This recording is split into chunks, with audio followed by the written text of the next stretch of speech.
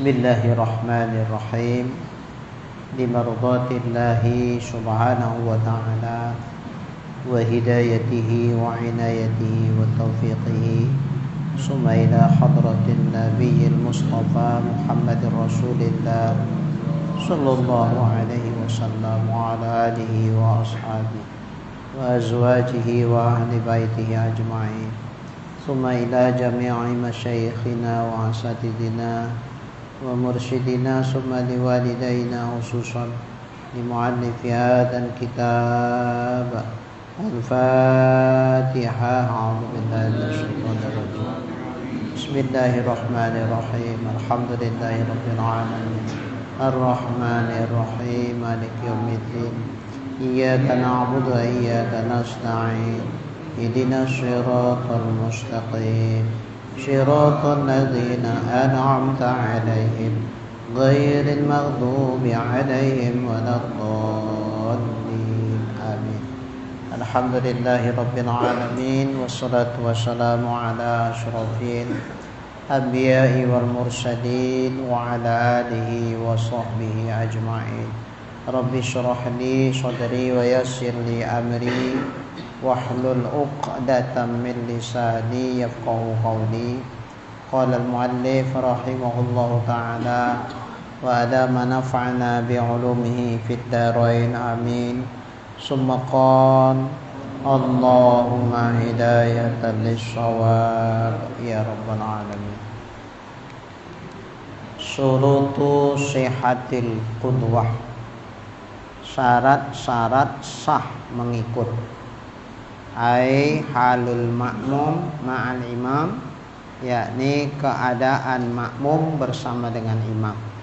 Jadi ada beberapa persyaratan yang harus dijaga. Apabila ini tidak terjaga, maka sholatnya tidak sah.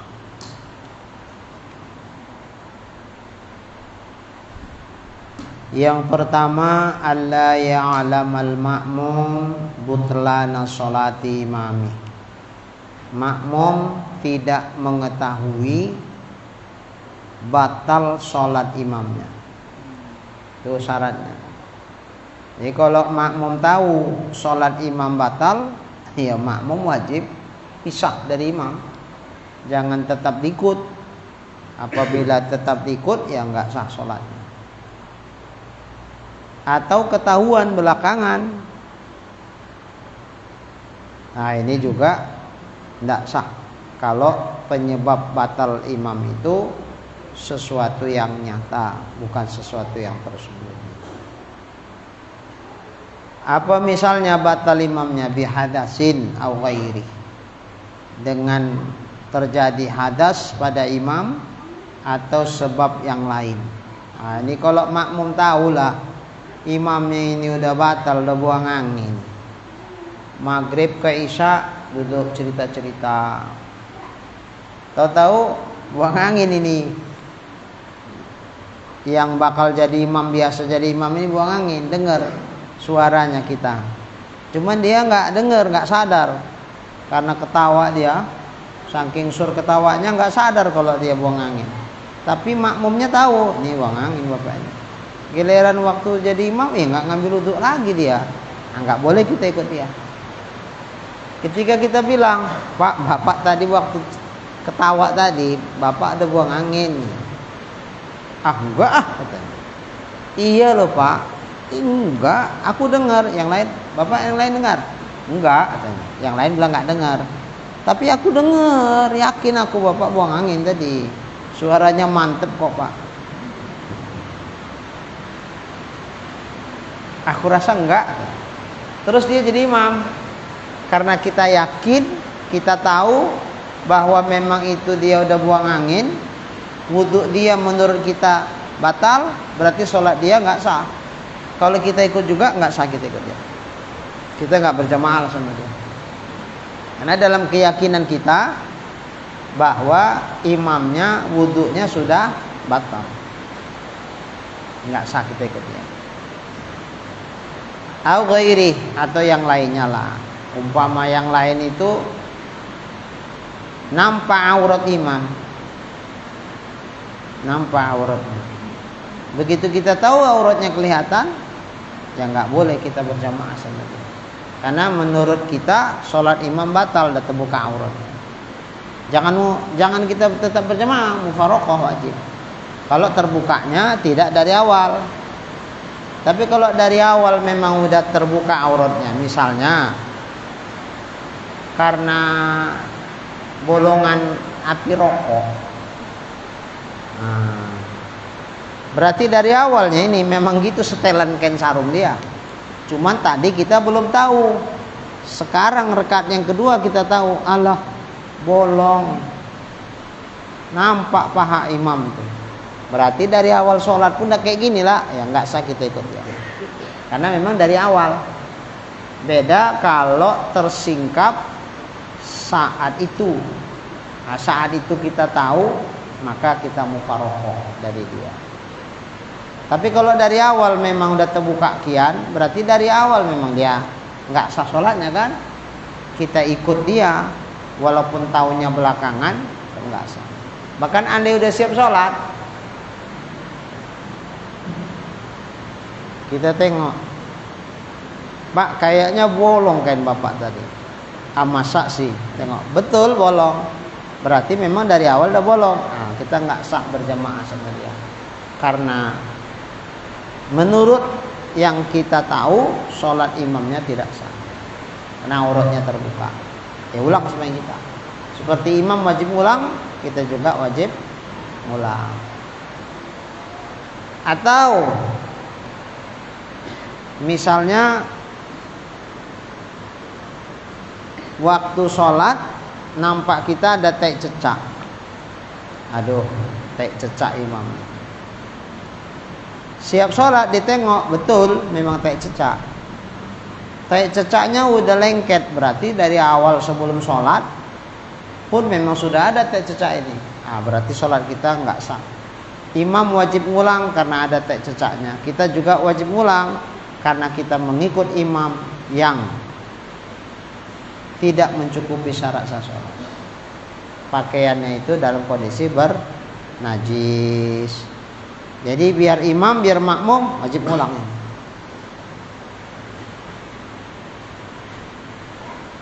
Beda halnya kita nggak tahu kalau imamnya ini berhadas, hadas besar lagi, lupa mandi wajib, malam itu junub, janabah, pagi subuh sebelum azan seperti biasa ya mandi, cuman nggak niat mandi wajib. Kenapa? Lupa kalau tadi malam melakukan janabah. Ya mandi biasa dia. Yes, sholatlah. Kebetulan yang biasa jadi imam nggak datang. Dia pula yang bagus bacaannya, sorongkan orang lah dia. Udah bapak, ya udah dia pun majulah. Sekali imam serap. Sholat, siap sholat, waktu zikir-zikir, ini belum ingat nih, waktu zikir ingatnya, subhanallah, subhanallah, subhanallah, subhanallah, subhanallah, teringat dia, astagfirullah dalam hatinya, lupa mandi wajib, apa astagfirullahaladzim, hadas nih ya, makmumnya tahu kalau imamnya berhadas, enggak lah. Begitu dia tahu ini masjid, orang yang junub tidak boleh duduk di masjid, berhenti, haram. Tadi ya nggak ingat, maaf. Ini udah ingat, udah wajib segera keluar. Jangan tetap bertahan duduk di masjid, haram. Wala junuban illa abiri sabil. Orang yang junub nggak boleh berhenti di masjid, duduk haram. Berhenti, berdiri, jalan, berhenti, haram. Illa abiri sabil, kecuali sekedar melintas boleh. nggak ada berhenti, jalan terus, nggak ada berhenti. Masuk dari satu pintu, keluar pintu yang lain, lewat aja gitu. Itu abir namanya. Nah, itu boleh, nggak apa-apa. Tapi ngapain juga lah melewati masjid. Cemana lah Ustaz, tidur di ruangan, Pak sini ada ruangan, ini ruangan. Dia petugas masjid, malam itu mimpi keluar, junub nggak itu? Begitu terbangun, harusnya ada pintu di sana. Kuncinya entah kemana. Cari kunci nggak jumpa. Dari sinilah dia. Jalan ini udah terbuka lah. Ya udah lewat. Sekedar lewat aja nggak apa-apa. Jangan berhenti ya. Masuk dari sini, keluar ke sana terus. Cus, kamar mandi dia. Nggak apa-apa. Lihat di masjid berarti ini. Ya cuman lah. Pintu sana terkunci. Lewat masjid, masuk, tapi keluar dari pintu yang lain. Nah kalau sana boleh, apa-apa. Tapi jangan berhenti ya. Nah, jangan berhenti. Tapi kalau berhenti dia nengok-nengok ke atas. Ah, berhentinya itu haram, berdosa. Nah. Dia junub tapi lupa, nggak mandi wajib. Sholat harusnya nggak sah.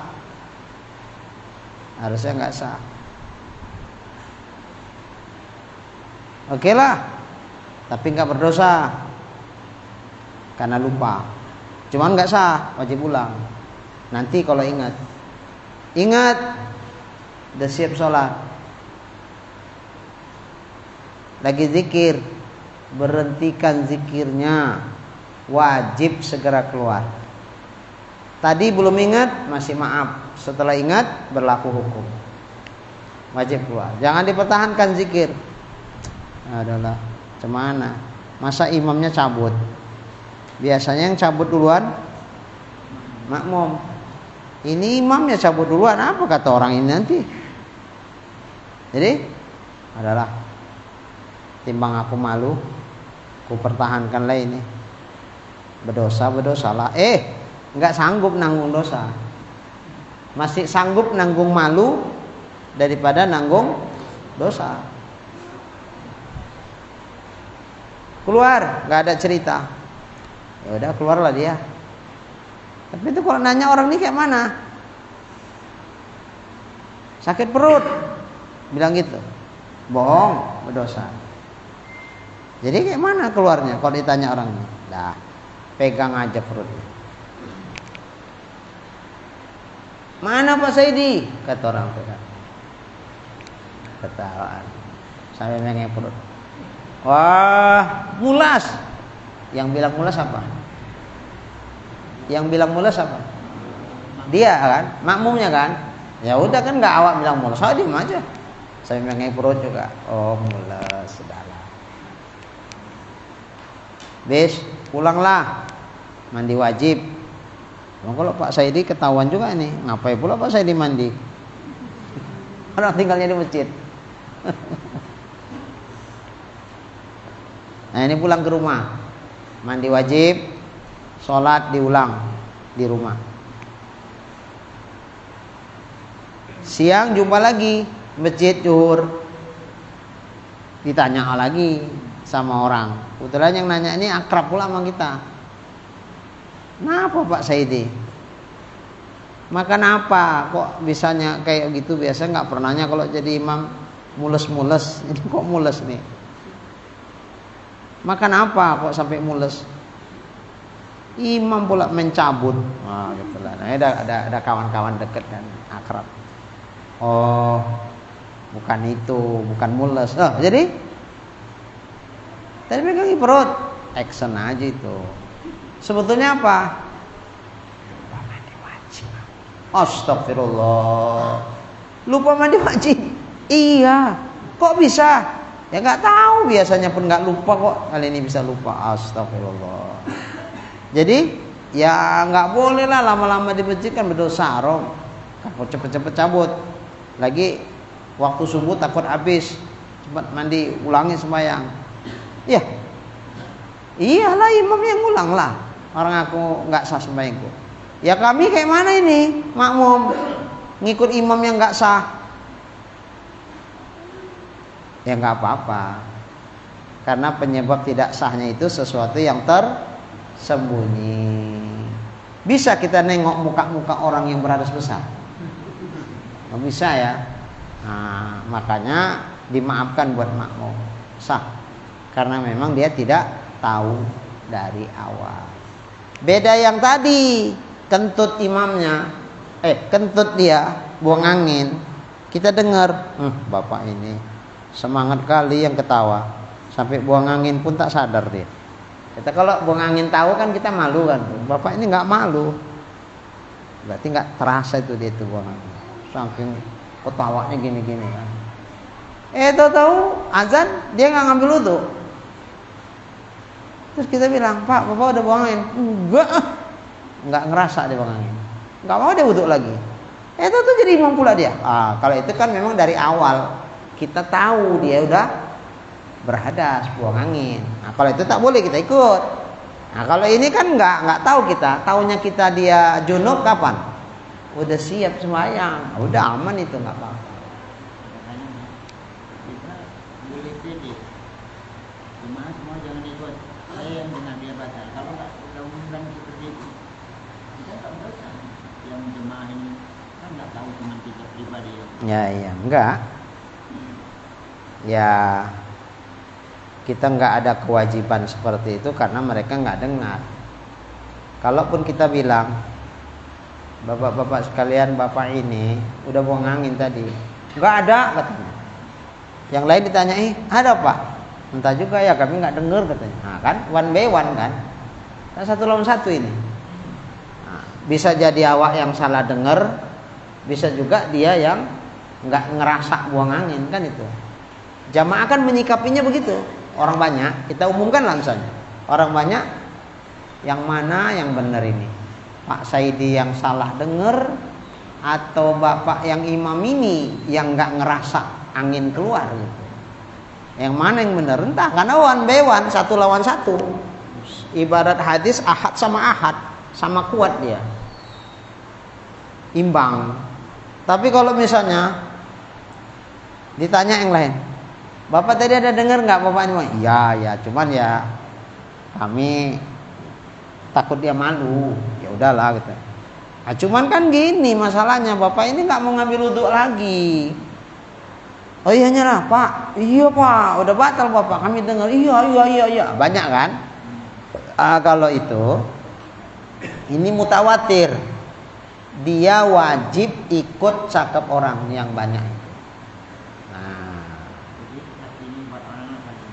Ya bisa 4, 6, 7 lah gitu lah. Jadi kalau kita sedang menolak, kemudian kita memang nggak tahu. Sujud imamnya ada aspal di tapak, kita mau berapa? Kalau yakin itu aspal, karena kalau aspal pasti lengket dari awal. Tapi bisa jadi mungkin kenanya setelah wudhu, di rumah ada wudhu dia. Mungkin kena aspalnya waktu jalan ke masjid. Nah berarti kan nggak ngalangi air ke wudhu. Dulu pernah sholat di sholat penyakit, waktu dia tanya penyakit, nampak saya kasih tahu dia langsung ngambil wudhu. Oh dia, ya udah nggak apa-apa, bagus. Dia yakin gitu dengan keterangan saya. Nah, sebetulnya nggak harus ngambil wudhu lagi.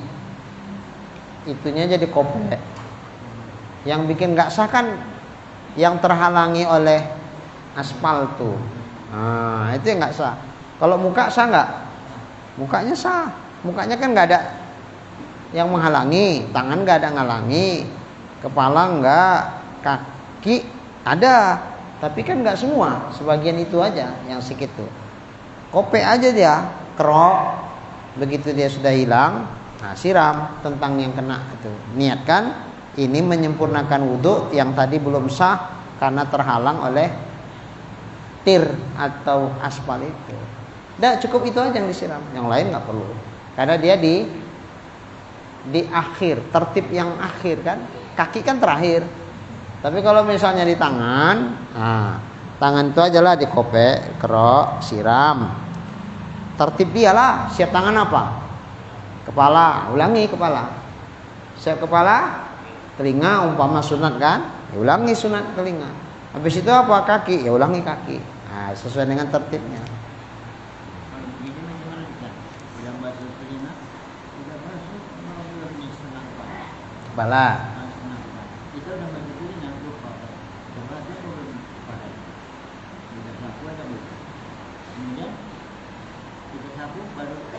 Ah iya. Tak masak lagi. Iya memang harusnya begitu. Kalau ragu kita udah nyapu telinga, tadi kepala udah sapu belum? Ya kalau ragu belum apa udah, hukumnya hukum belum. Sapu kepala, diulangi lagi telinganya, karena tadi telinga nggak sah. Sebelum kepala mana ada cerita telinga kan? Tertibnya kan kepala baru telinga. Jadi kalau kepalanya diragukan, telinganya diulang. Kepala disapu, telinganya ulang, baru kaki. Seperti itu. Oke. Nah jadi beda halnya kalau yang penyebab batal imam itu yang ketahuan belakangan. Kalau sesuatu yang zahir, apa contoh zahir? Di baju imam itu kena tai cecak. Cuman kan belum pasti nih. Tai cecak apa enggak tuh ya? Yang di belakang ini. Siap sembahyang dipastikan. Tengok. Oh iya, tai cecak udah kering. Pak Imam, baju bapak itu lengket tai cecak kering. Oh iya. Syarat sah sembahyang kan harus suci pakaian dari najis. Ini kan nggak mencukupi syarat. Berarti sembahyang imam sah apa enggak tuh? Sah apa batal namanya? Tidak sah apa batal ini? Sembahyang imam ini yang ada tai cecaknya dari sebelum sholat, kan ada kering deh kan. Berarti sebelum sholat pun bajunya sudah memang ada kian tai cecaknya gitu. Cuman dia nggak tahu pakainya. Ketawanya setelah dikasih tahu sama makmum, ditengok, pasti tai cecaknya. Pak Imam, ada tai cecak tuh udah kering pun. Oh iya, berarti ini sebelum sholat sudah ada. Sembahyang imam itu tidak sah atau batal? Nah, tidak sah. Karena dari awal waktu takbir Allahu Akbar, sah nggak masuk dia ke dalam sholat? Enggak, takbirnya itu nggak sah. Kenapa takbirnya nggak sah? Karena tai cecaknya memang sudah ada kian. Jadi syarat sah sholat dari awal itu pun sudah nggak berlaku sama dia. Nah, makanya tidak sah sembahyang, bukan batal. Kalau batal itu waktu takbir belum ada tai cecak. Lagi sembahyang itulah kejatuhan tai cecak dia. Cus, tai cecaknya jatuh. Lengket karena basah umpamanya. Nah ini batal apa enggak sah ini? Nah, batal. Karena waktu takbir belum ada tai cecaknya. Berarti kan takbirnya sah. Berarti kalau takbirnya sah, niatnya udah juga sah, sah dia masuk ke dalam sholat. Di tengah perjalanan sholat ada tai cecak kena ke bajunya. Nah ini menjadi akibat sholat yang sudah sah masuk, di tengah perjalanan sholat terjadi yang batalkan sholat. Nah, ini namanya batal sholatnya. Kalau udah batal ya berhentiin. Kalau diterusin percuma, nggak sah juga. Sampai salam nggak sah sholatnya. Tapi penyebab nggak sahnya itu karena terjadi yang membatalkan sholat. Nah kalau ini memang dari awal udah ada tai cecak. Mereka dari awal takbir pun nggak ada, pada hakikatnya sholatnya belum dikerjakan. Makanya ketahuan, dikasih tahu belakangan. Pertanyaannya, sholatnya itu tidak sah atau batal? Tidak sah, bukan batal ya. Kalau batal masuknya sah, terjadi yang batalin, itu batal. Ini dari awal pun sholat takbir itu udah nggak dihitung dia, takbirnya dihitung nggak sah. Makanya dia nggak masuk ke dalam sholat. Kalau nggak masuk ke dalam sholat, dari mana ada cerita batal? nggak ada cerita batal. Nah, karena dari awal sama kayak orang yang tadi lupa mandi wajib, waktu takbir Allahu Akbar sah nggak takbirnya? Nggak sah, berarti nggak sah masuk ke dalam sholat. Siap sholat teringat ya Allah lupa mandi wajib, itu sholatnya dihitung batal apa nggak sah? Kenapa saya itu? Sholatnya batal gitu atau nggak sah itu? Kalau batal waktu takbir sah. Allah, kan pintu masuk sholat itu kan diawali dengan takbir, diakhiri salam. Kita dihitung masuk ke dalam sholat kalau takbirnya sah. Ini takbirnya sah apa enggak? Enggak, kenapa enggak sah? Karena hadas besar, makanya enggak sah. Takbirnya ini enggak sah, berarti kita dihitung masuk ke dalam sholat atau sama saja kita belum sholat ini, belum masuk ini. Belum masuk. Dikerjakan sampai salam, kira-kira sholatnya batal apa enggak sah ini? Enggak sah, diteruskan pun enggak sah. Bukan batal. Beda, kita mandi wajib udah, wudu udah, sholat Allahu Akbar, niatnya udah pas. Kita sudah masuk ke sholat apa belum ini? Sudah. Sah nggak masuknya? Sah. Karena syarat-syaratnya semua udah lengkap. Tahu-tahu rakaat yang kedua, enggak, buang angin. Nah, pertanyaannya ini sholatnya tidak sah apa batal? Nah, ini batal. Kalau masuknya sah, terjadi yang membatalkan sholat di tengah, itu namanya batal. Tapi kalau dari awal ketika takbir pun sudah nggak sah masuk ke dalam sholat, ini bukan batal istilahnya. Nah, itu namanya tidak sah. Ini bahasa hukum ya. Nah, ada yang bilang kan sama aja Ustaz. Kalau batal kan nggak sah. Iya, kalau batal diterusin ya nggak sah. Cuman untuk ini karena memang dari awal dia masuknya pun tidak sah, istilahnya bukan batal. Kalau batal itu masuk ke sholat takbirnya sah, di tengah perjalanan sholat terjadi yang batalnya itu baru batal. Ini bahasa hukumnya begitu. Kalau begini macamnya kita tenang sendiri, sudah selesai rumah doa, kita buka baju, ada cecak di baju. Tek cecaknya basah apa kering? Kering. Dengan dia kering, yakinlah kita bahwa sebelum sholat memang udah ada. Ya, kalau gitu sholatnya nggak sah. Ulangi lagi. Kalau basah, ada kemungkinan tai cecak ini jatuh ke baju waktu zikir-zikir.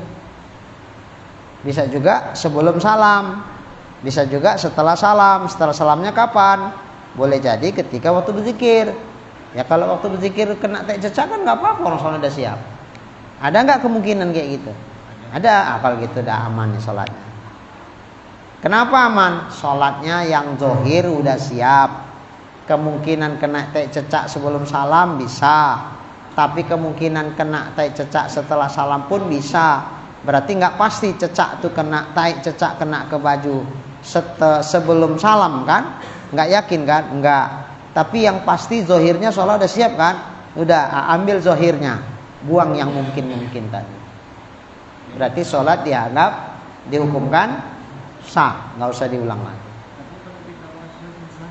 Was-was dari setan. Nggak puas juga aku, nggak puas.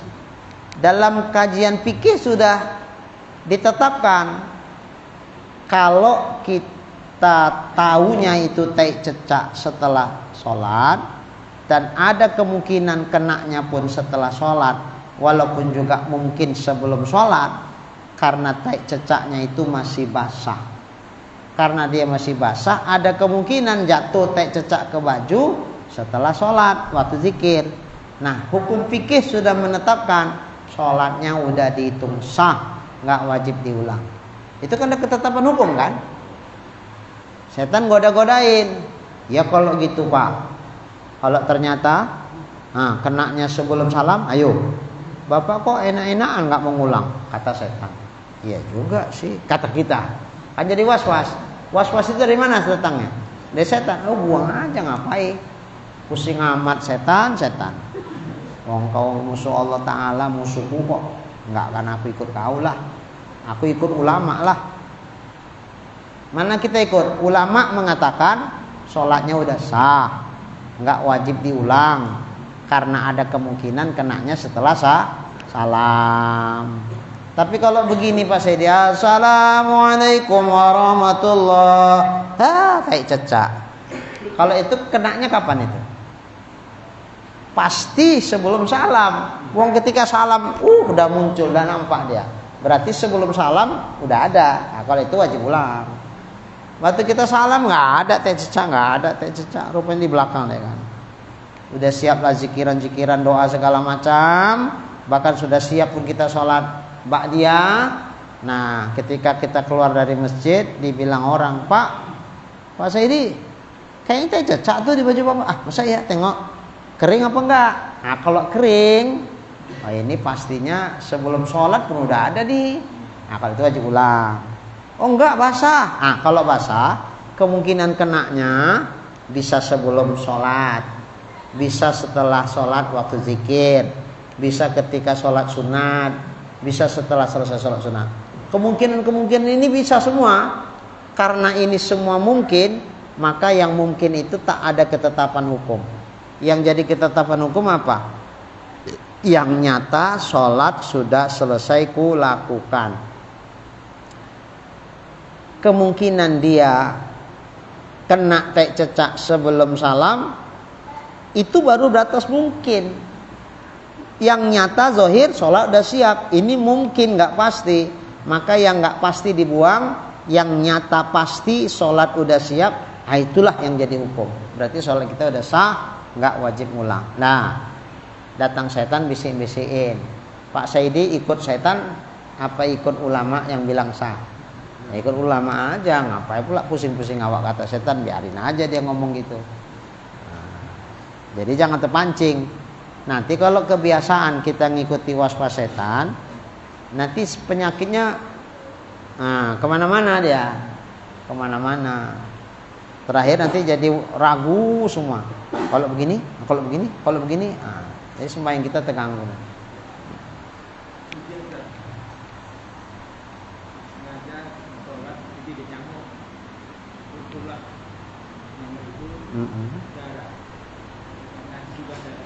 Iya.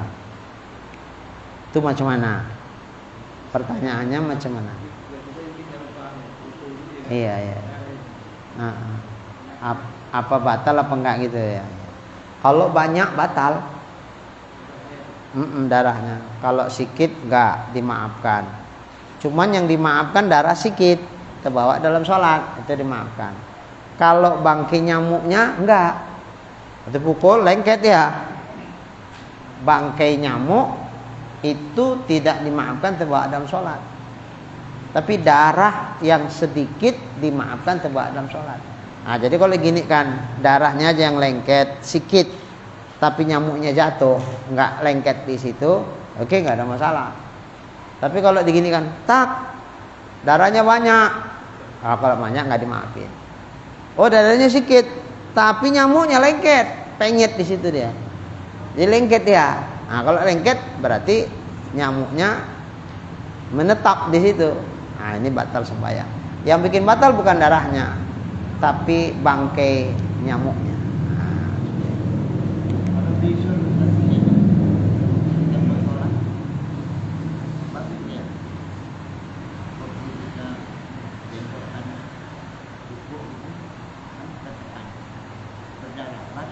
Oh ya. Kalau banyak darah bisul banyak nggak gitu? Oh iya, ya udah. Maka sekiranya ngalir terus, ya kita bersihkanlah dulu kan. Ngalir terus nggak berhenti, udah kita kasih kapas, ya udah dimaafin untuk seterusnya. Jadi waktu ketika pecahnya itu karena banyak kali, nah itu membatalkan sholat.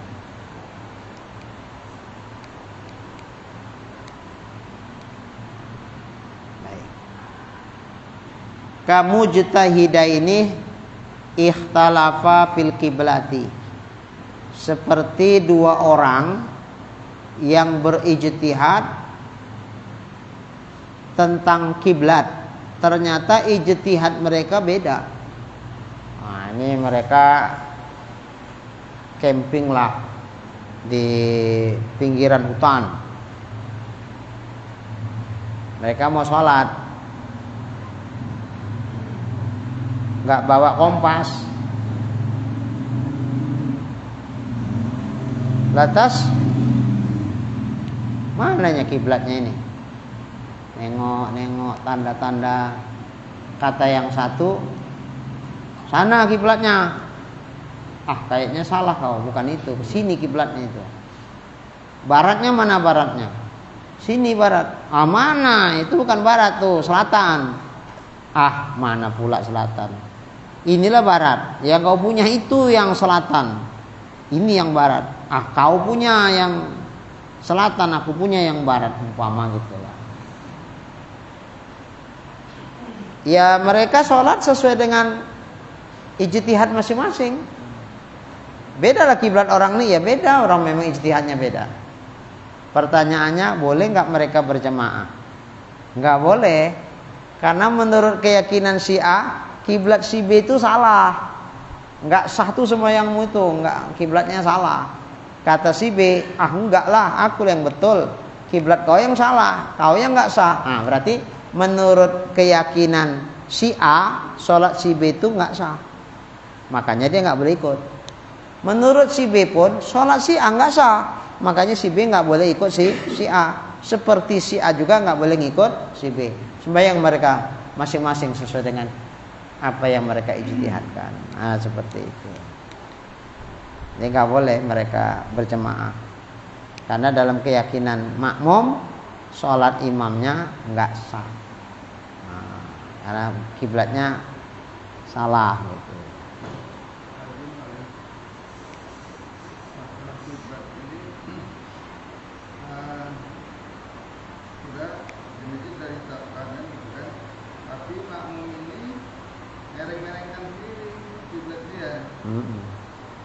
Tahu apakah dia berkeyakinan imam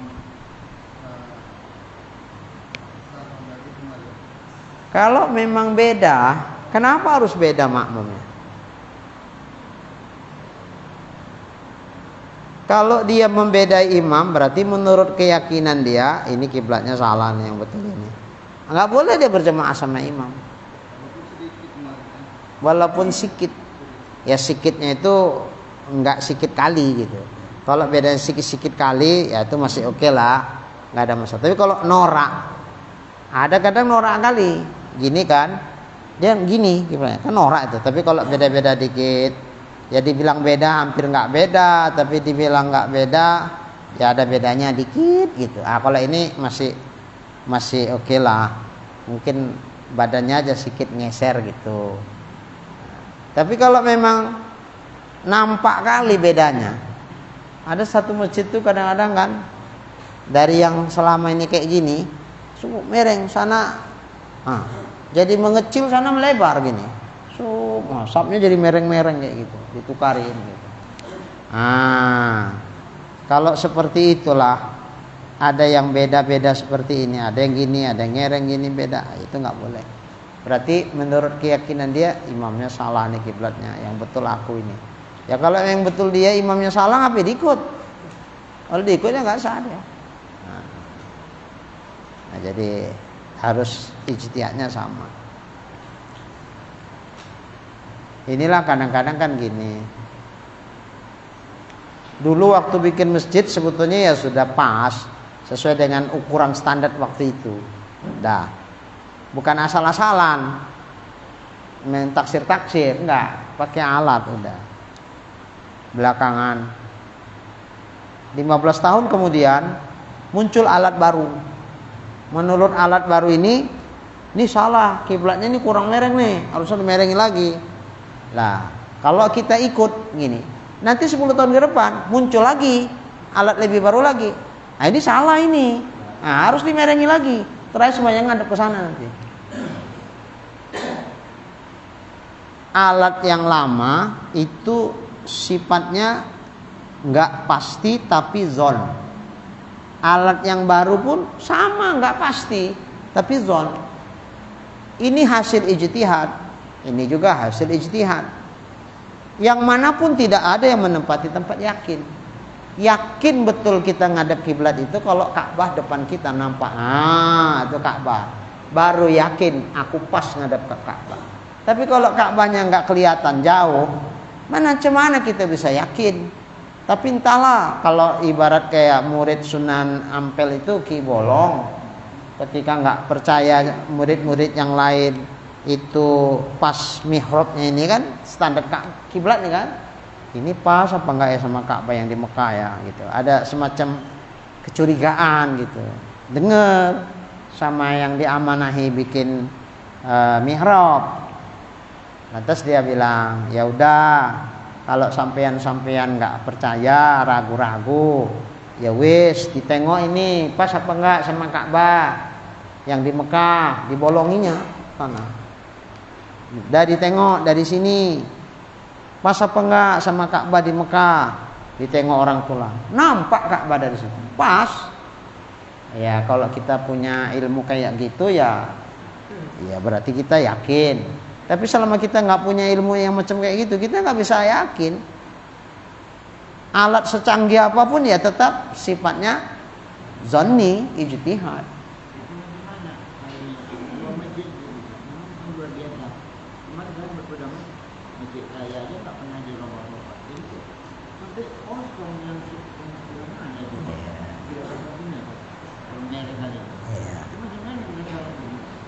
Ya kita lihat dulu waktu mau bikin masjid itu meletakkan kiblatnya main taksir aja atau memang udah pakai alat yang standar waktu itu?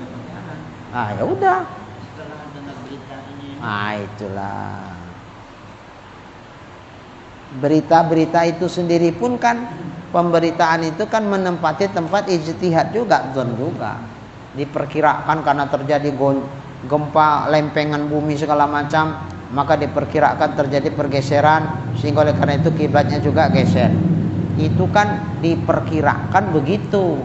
Pasti ini berubah. Tahu juga.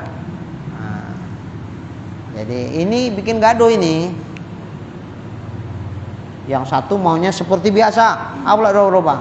Sebagian lagi nggak bisa, udah berubah sekarang ini kiblatnya. Terakhir ribut. Gaduh di masjid.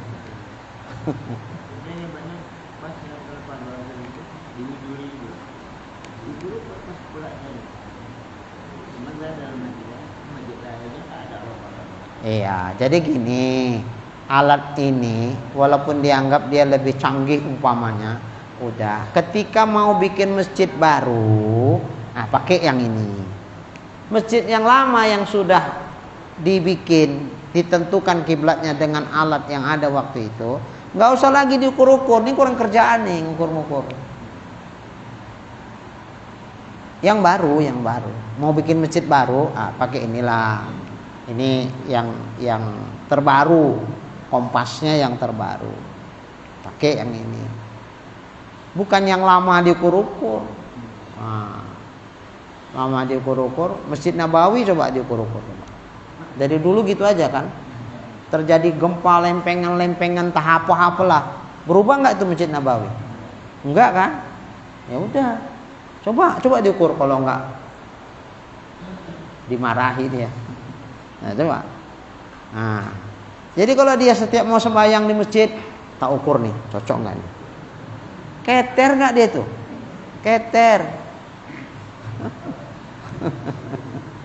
Jadi udah ngapain lagi? Yang penting waktu pertama awal peletakan untuk menentukan kiblat sudah standar ukuran ketika itu. Ya udah. Tapi kalau cuman apa kiblatnya? Udah sana aja itu udah. Bisal itu rupanya salah. Kalau itu memang karena awalnya memang nggak akurat. Ya udah, kalau itu dirubahlah, memang salah kenyataannya. Jadi kalau awalnya memang sudah standar, udah diukur macam mana ilmu waktu itu, ya udah. Jadi Islam ini nggak usah dipersulit kalau memang nggak sulit. Jadi tapi jangan dipermudah. dimudah-mudahkan yo jangan, disulit-sulitkan pun ya jangan. Nah, baiklah. Seginilah dulu kajian kita, mudah-mudahan yang kita kaji insyaallah menjadi ilmu yang bermanfaat buat kita semua. Amin ya rabbal alamin. Bismillahirrahmanirrahim. Alhamdulillahirabbil alamin. Wassalatu wassalamu ala asyrafil anbiya'i wal mursalin wa ala alihi wa sahbihi ajma'in. Allahumma rzuqna imanan kamila wa yaqinan sadiqa wa qalban khashi'a wa ilman nafi'a wa amalan maqbula wa taubatan nasuha wa husnal khatimah. Allahumma rzuqna rizqan wasi'an halalan tayyiban mubarakan jamila wa ilal khairi qarribna wa 'anil syarri ab'idna wa qdi hawaijana fid dini wad dunya wal akhirah innaka ala kulli syai'in qadir. Sallallahu ala sayyidina Muhammad wa ala alihi wa sahbihi ajma'in. Walhamdulillahi rabbil alamin. Taqabbalallahu minkum.